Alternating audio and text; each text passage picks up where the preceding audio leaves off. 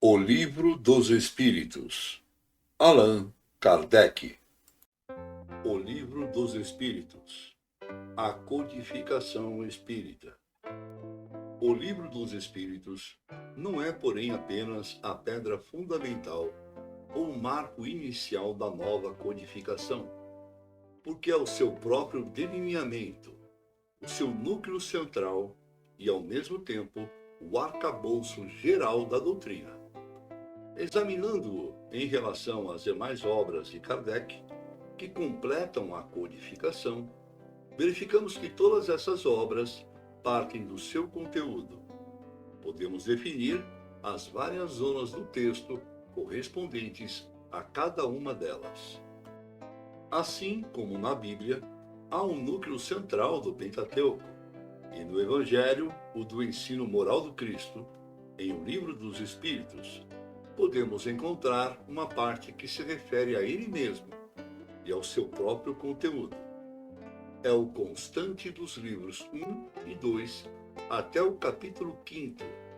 Este núcleo representa, dentro da esquematização geral da codificação que encontramos no livro, a parte que a ele corresponde. Quanto aos demais, verificamos o seguinte. Primeiro, o Livro dos Médiuns. Sequência natural deste livro, que trata especialmente da parte experimental da doutrina, tem a sua fonte do livro 2, a partir do capítulo 6 até o final. Toda a matéria contida nessa parte é reorganizada e ampliada naquele livro, principalmente a referente ao capítulo 9, Intervenção dos Espíritos no Mundo Corpóreo. Segundo, o Evangelho segundo o Espiritismo é uma decorrência natural do livro 3, em que são estudadas as leis morais, tratando-se especialmente da aplicação dos princípios da moral evangélica, bem como dos problemas religiosos da adoração, da prece e da prática da caridade. Nessa parte, o leitor encontrará, inclusive, as primeiras formas de instruções dos espíritos, comuns àquele livro, com a transcrição de comunicações por extenso e assinadas sobre questões evangélicas. Terceiro, o céu e o inferno, ou a justiça divina, segundo o Espiritismo. Decorre do livro 4, Esperanças e Consolações, em que são estudados os problemas referentes às penas e aos gozos terrenos e futuros, inclusive com a discussão do dogma das penas eternas e a análise de outros dogmas, como o da ressurreição da carne e os do paraíso, inferno e purgatório. Quarto, a Gênese, os milagres e as predições segundo o Espiritismo.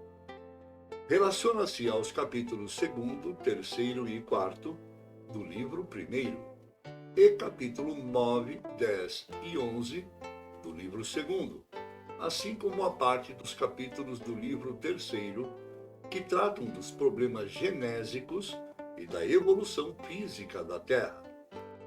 Por seu sentido amplo, que abrange ao mesmo tempo as questões da formação e do desenvolvimento do globo terreno e as referentes a passagens evangélicas e escriturísticas, esse livro da codificação se ramifica de maneira mais difusa que os outros, na estrutura da obra máter. Quinto, o pequeno livro introdutório ao estudo da doutrina, o que é o Espiritismo, que não se inclui propriamente na codificação, também ele está diretamente relacionado com o Livro dos Espíritos, decorrendo da introdução e dos prolegômenos. Sexto, obras póstumas, que representam o testamento doutrinário de Allan Kardec. Reúne os seus derradeiros escritos e as anotações íntimas, destinadas a servir mais tarde para a elaboração da história do Espiritismo, que ele não pôde realizar. A codificação se apresenta, pois, como um todo homogêneo e consequente.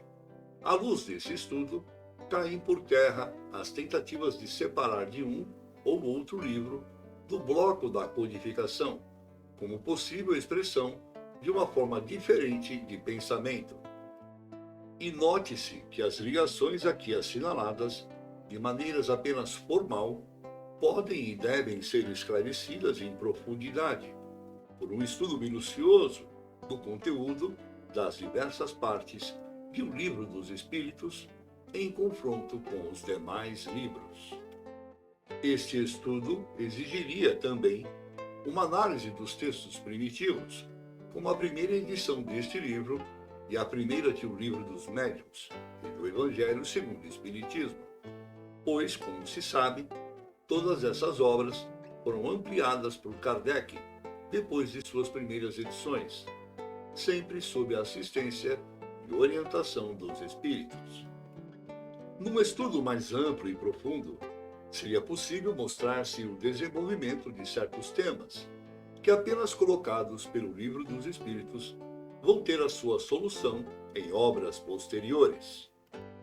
E o que se verifica, por exemplo, com as ligações do cristianismo e o espiritismo, que se definem completamente no Evangelho segundo o Espiritismo, ou com o problema controvertido da origem do homem, que vai ter a sua explicação definitiva em A Gênese, ou ainda com as questões mediúnicas solucionadas no Livro dos Médiuns, e as teológicas e escriturísticas no Céu e o Inferno. Convém notar, entretanto, que o desenvolvimento de todas essas questões não representa, em nenhum caso, a modificação dos princípios firmados neste livro. Às vezes, problemas apenas aflorados em O Livro dos Espíritos vão ser desenvolvidos de tal maneira em outras obras, que, ao lê-las, temos a impressão de encontrar novidades. A verdade, entretanto, é que neste livro eles já foram assinalados de maneira sintética. É o que ocorre, por exemplo, com o problema da evolução geral, definida por Leon Denis, naquela frase célebre: a alma dorme na pedra, sonha no vegetal, agita-se no animal e acorda no homem.